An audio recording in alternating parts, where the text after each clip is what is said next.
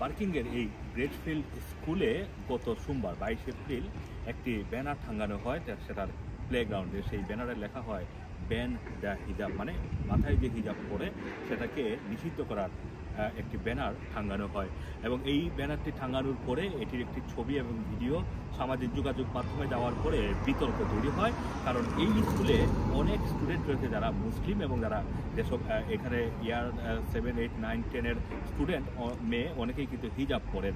তবে স্কুল কর্তৃপক্ষ বলছে এটি স্কুলের কোনো ভিউ নয়, এটি স্কুলের ইয়ার 10-এর একজন ছাত্র যে তার আর্ট প্রজেক্টের অধীনে একটি এক্সপেরিমেন্টাল ব্যানার সেখানে টাঙিয়েছিল, যেটা আসলে স্কুলের কোনো স্টেটমেন্ট অথবা স্কুলের কোনো ভিউ নয়।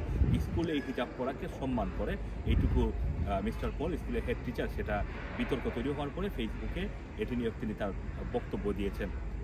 এবং তারা এটুকু নিশ্চিত করছেন যে এটি যে স্টুডেন্ট এই ব্যানারটি টাঙিয়েছে এটি তার একটি আর্ট প্রজেক্টের পার্ট, এবং সে একটি ইল জাজমেন্ট বলছেন তারা, মানে সে এটা আসলে টাঙালে কী প্রতিক্রিয়া হতে পারে সেই বিচার বিশ্লেষণ করার ক্ষমতা তার সে এইটার ক্ষেত্রে তার ছিল না দেখেই সে এটা টাঙিয়েছে এবং এটা নিয়ে বিতর্ক তৈরি হয়। তবে এটা যখনই স্কুল কর্তৃপক্ষের নজরে পড়েছে তখনই কিন্তু তারা এটাকে সরিয়ে ফেলেছেন।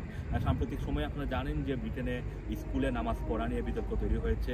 পশ্চিম লন্ডনের একটি স্কুলের দুজন ছাত্রী তার স্কুলের বিরুদ্ধে চ্যালেঞ্জ করেন আদালতে, তাদেরকে নামাজ পড়তে না দেওয়ার ব্যাপারে, এবং সেই রায় বহাল থাকে। সেটি নিয়েও কিন্তু ব্রিটেনে বেশ বিতর্ক তৈরি হয়। তবে পূর্ব লন্ডনের বেশিরভাগ এলাকা যেহেতু মুসলিম অধ্যুষিত, এখানে যেহেতু মুসলিম ছাত্রছাত্রী পড়ে, বেশিরভাগ স্কুলগুলোতে কিন্তু এই নামাজ পড়ার ফেসিলিটি দেওয়া হয় এবং হিজাব পড়াকে সমর্থন করা হয়।